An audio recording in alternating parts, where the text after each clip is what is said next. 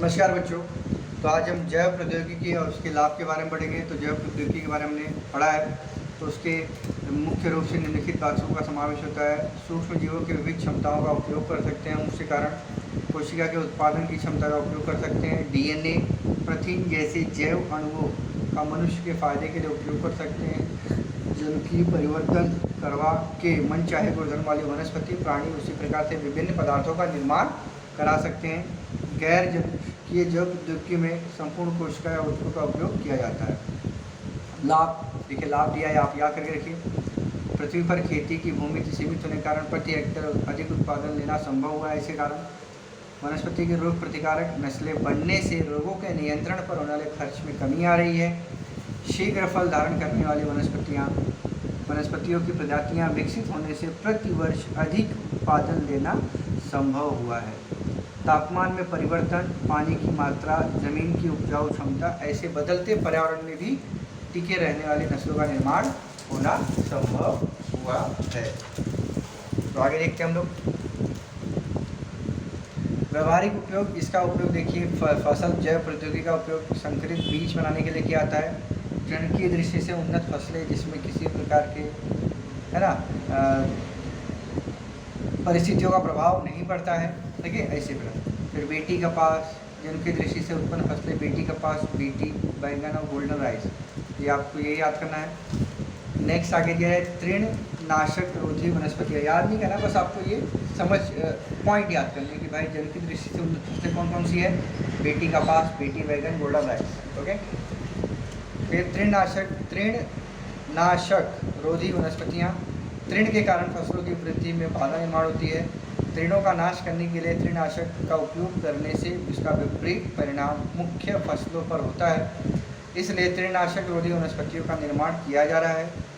फिर इससे बाहर निकलने वाले रसायनों से तृणों पर नियंत्रण पाना आसानी से संभव हो सकता है। देखिए, फिर जैविक खाद या जैव फर्टिलाइज़र किसे कहते हैं, बायो फर्टिलाइज़र हम बोलते हैं, उसका उपयोग देखते हैं। या खाली याद रखिए, बस बहुत ज़्यादा इस पर रट्टा मारने की जरूरत नहीं, खाली याद रखिए। तो जैसे रासायनिक खाद का इस्तेमाल नहीं करना है सबको, क्योंकि रासायनिक जो भी चीज़ें होती हैं खराब होती हैं। तो जैविक खाद करने से फसलों की नाइट्रोजन स्थिरीकरण की तथा फास्फेट तुलने की क्षमता बढ़ जाती है। इसे मुख्य रूप से राइजोबियम, एस्ट्रोबैक्टर, नोस्टॉक, एनाबिना, इन जीवाणुओं तथा एजोला नामक वनस्पति का उपयोग किया जाता है। ऊतक संवर्धन के बारे में हमने पिछली कक्षा में जानकारी हासिल की थी। ऊतक संवर्धन के कारण वनस्पतियों में जनुकीय सुधार कर पाना संभव है। इसके अतिरिक्त उस वनस्पति के गुणधर्म अगली पीढ़ी में स्थायी रहते हैं। ये आपने पढ़ा है 9th में, पशु संवर्धन किसे कहते हैं कि नहीं, जिसमें पशुओं को पाला जाता है, उसकी देख रेख की जाती है कि नहीं, और उसको इस तरीके से रखा जाता है कि भाई वह अच्छे से रह सके, अच्छा पोषक आहार प्राप्त कर सके, और उससे जो हम काम लेते हैं उसमें वो अच्छा कर सके। समझ में आया? तो ये आपको बताया गया है। आगे मानवीय स्वास्थ्य में भूमिकाएं हैं। विभिन्न प्रकार के रोगों के उपचार, टीके आदि इससे बनाए जाते हैं, है कि नहीं। वैक्सीनेशन इस तरीके से बताया गया है ना। डेंगू जैसे रोग, एड्स जैसे रोग कुछ मिनटों में किया जाता है, इसका उपचार तुरंत कर सकते हैं। तो जीवाणुओं से ये सब चीज़ों से क्या बनाए जाते हैं, जैव प्रौद्योगिकी की सहायता से विभिन्न प्रकार के टीके, मेडिसिन ये सब बनाए जाते हैं। देखिए, टीकाकरण किसे कहते हैं, विशिष्ट रोग जंतु या रोग के खिलाफ स्थायी अथवा कुछ समयावधि तक प्रतिकारक क्षमता प्राप्त करने के लिए दिए गए प्रतिजनन को टीका कहते हैं। जो हमने अभी देखा है, आपको कोरोना वायरस का अभी आया है, ओके, कोविड-19 का कोवैक्सीन है कि नहीं, वो क्या है, वो टीका है इसका, कोरोना वायरस का। तो ये आपको ध्यान रखना है परिभाषा और उसके साथ। फिर आगे रोगोपचार में भी इसका उपयोग होता है। इंसुलिन, सेप्टोमाइसिन ये वृद्धि के संप्रेरक हैं। रक्त को जमाने वाले घटक के निर्माण के लिए जैव प्रौद्योगिकी का उपयोग किया जाता है। इंटरफेरॉन यह छोटे आकार वाला प्रोटीनों का समूह है जो विषाणुजन्य रोगों के उपचार हेतु उपयोग में लाया जाता है। इसका निर्माण रक्त में होता है, लेकिन अब जैव प्रौद्योगिकी की सहायता से जनुकीय दृष्टि से उन्नत जीवाणु ई कोलाई का उपयोग इंटरफेरॉन का निर्माण करने के लिए किया जाता है। फिर आगे देखेंगे हम जनुकीय उपचार। जनुकीय उपचार में जैसे उदाहरण फिनाइल क्यूटोनूरिया, ओके, यह विकार यकृत कोशिका में जनुकीय दृष्टि से होता है। तो जीन थेरेपी की सहायता से इसका उपचार संभव हुआ है। इसे क्या कहते हैं? जनुकीय उपचार पद्धति कहते हैं। तो इसका नाम याद करिए। और ये ओके, शुक्र कोशिका और अन्य कोशिका के अलावा शरीर की सभी कोशिकाओं को क्या कहते हैं? कायिक कोशिका कहते हैं। इसको इंग्लिश में बोलते हैं सोमैटिक सेल। क्लोनिंग, अपने ही जैसा नया सजीव बनाना, उसको क्या बोलते हैं? क्लोनिंग कहते हैं। देखो वही दिखाया, किसी शरीर का केंद्रक विरहित स्त्री बीज और दूसरे शरीर का कायिक कोशिका का केंद्रक, इनके संयोग से क्लोन जन्म लेता है। मतलब नए सजीव के निर्माण के लिए नर के शुक्र कोशिका की आवश्यकता नहीं होती है। ये बताया गया है। आगे क्या दिया गया है? उपचारात्मक क्लोनिंग। तो ये क्लोनिंग में कैसे इसका यूज़ कर सकते हैं वो दिया गया है। ये आप याद रखिए। इंसुलिन है ना, किसका कौन सा है ना? इंसुलिन किसके लिए यूज़ होता है? सोमैटोस्टेरोन किसके लिए होता है? एरिथ्रोपाइटिन किसके लिए होता है? ये सब औद्योगिक उत्पाद, औद्योगिक उत्पाद में भी इसका उपयोग किया जाता है कि नहीं? विभिन्न औद्योगिक रसायन कम खर्चीली प्रक्रियाओं द्वारा निर्माण कर सकते हैं। सुधारित यीस्ट का उपयोग कर छोटे से मध्य का निर्माण किया जाता है। फिर आगे दिया है पर्यावरण और जैव प्रौद्योगिकी उत्पाद। ये आपको बताया गया है। आधुनिक जैव प्रौद्योगिकी का उपयोग कर पर्यावरण संबंधी बहुत सारे प्रश्न हल हुए। जैसे ठोस कार्बनिक पदार्थों को कंपोस्ट खाद बनाने में सूक्ष्मजीवों का उपयोग किया जाता है।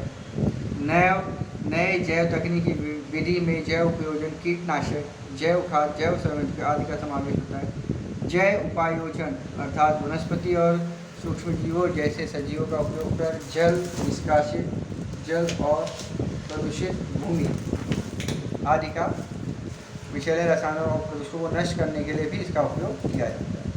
तो देखिए, ये याद रखिए, सूडोमोनास ये जीवाणु क्या करते हैं? दूषित पानी और जमीन से हाइड्रोकार्बन और तेल जैसे प्रदूषक को अलग करने में उपयोग होते हैं। टेरिस पिटाटा यह फर्न प्रजाति की वनस्पति जमीन से आर्सेनिक धातु को अवशोषित करती है। भारत में जनुकीय दृष्टि से उत्पन्न उन्नत सरसों की एक प्रजाति सेलेनियम खनिज बड़ी मात्रा में अवशोषित कर लेती है। सूरजमुखी यह यूरेनियम और आर्सेनिक अवशोषित कर सकता है। तो दिया है डीनोकोकस रेडियोरंस।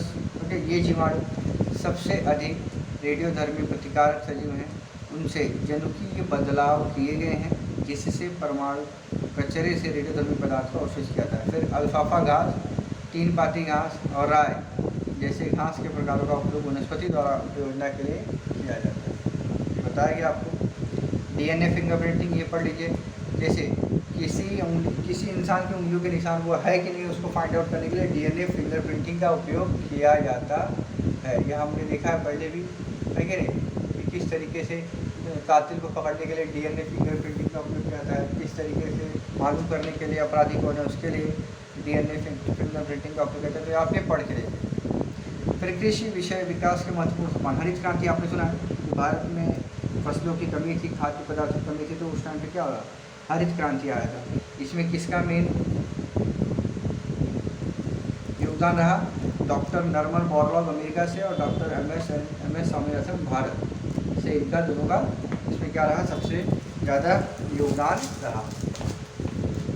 फिर आगे श्वेत क्रांति, जिसको हम लोग दूध का उत्पादन अत्यधिक मात्रा में किया जाने का, तो उसे क्या करते हैं? श्वेत क्रांति बोलते हैं। नील क्रांति मतलब जहाँ मछली है ना, ऐसे चीज़ों को पालते हैं, तो मछलियाँ, झींगे इत्यादि, इसका हम लोग नॉर्मल ज़िंदगी में खाते पीते हैं। तो ऐसे जब उनकी उत्पादन क्षमता बढ़ाएगी तो उसे क्या कहा गया? नील क्रांति। यह कब लागू हुआ? 2016। अब 4 साल पहले। फिर खाद देखिए क्या दिया है? खेती व्यवसाय में 2 प्रकार खादों का उपयोग होता है, एक जैविक खाद और दूसरा रासायनिक। जैविक खाद के उपयोग से भू संवर्धन होकर जमीन की दर चालन क्षमता क्या होती है? बढ़ जाती है। रासायनिक खाद से खत्म हो जाती है, इसलिए जैविक खाद का ही उपयोग करना चाहिए। कीटनाशक इंटेक्सिसाइड, तो इसमें कीटनाशक मतलब जो हम लोग वनस्पतियों या फसलों को छिड़कते हैं जिससे कि कीटक ना लगे। जैविक खेती, ऑर्गेनिक फार्मिंग, जिससे किसी भी प्रकार में उसमें किसी भी प्रकार के रासायनिक तत्वों का समावेश नहीं होता है, उसे हम लोग क्या कहते हैं? Organic farming. मधुमक्खी का पालन, खली और केचुआ खाद, केचुओं के द्वारा एक खाद बनाई जाती है पेड़। मधुमक्खी का पालन, मधुमक्खी और मधुमक्खी पालन जिससे शहद बनाया जाता है, ये दिया है, आपने नवी में पढ़ा है ये सब। फिर औषधीय वनस्पतियों के का रोपण, औषधीय वनस्पतियाँ बनाना, और यहाँ पर दिया ऐसी वनस्पतियाँ जो हमारे औषधि के लिए काम आती है ऐसी वनस्पतियों का उत्पादन करना। फल प्रक्रिया उद्योग, फलों से निर्मित कई प्रकार के उत्पादों में दैनिक जीवन में उपयोग में ला रहे हैं। चॉकलेट, शरबत, जैम, जेली जैसे बहुत से स्वादिष्ट पदार्थों का उपयोग सभी करते हैं, परंतु यह संभव है फलों पर प्रक्रिया करके। फल वैसे तो नाशवान खेती उत्पाद हैं, वह साल भर उपयोगी हों ऐसे विभिन्न प्रक्रियाओं की आवश्यकता होती है। शीतगृहों जैसे सुविधाओं से लेकर सुखाना, नमक लगा के रखना, शक्कर मिलाना, हवा बंद करना, ऐसी विभिन्न प्रक्रियाएं फल टिकाने के लिए की जाती हैं। तो इस तरीके से आपका ये पाठ खत्म हो गया है, आपका पूरा पोर्शन खत्म। 9th और 10th पार्ट आपको खुद से पढ़ना है, वो इजी है। तो इसके साथ से क्वेश्चन आंसर कर लीजिए और एग्ज़ाम की प्रिपरेशन करिए जिससे कि आप उसमें अच्छा कर सकें। धन्यवाद।